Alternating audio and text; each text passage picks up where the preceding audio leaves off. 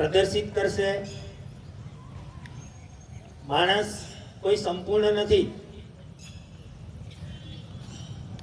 અમુકને કુદરતી શક્તિ મળેલી હોય છે એટલે એ ઝડપથી તૈયાર થાય છે, પરંતુ અમુક શક્તિ આપણે કેળવવી પડે છે અને એ કેળવણી આપણને અહીંયા શાળામાં પ્રાપ્ત થાય છે।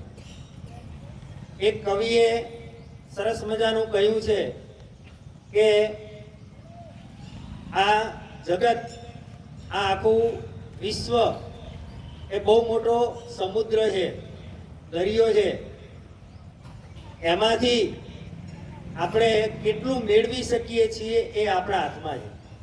પછી આપણે ચમચી લઈને લેવા નીકળીએ તો ચમચી જેટલું જ આપણને પ્રાપ્ત થાય, ખોબો ભરીને લેવા જઈએ તો આપણને ખોબા જેટલું જ પ્રાપ્ત થાય।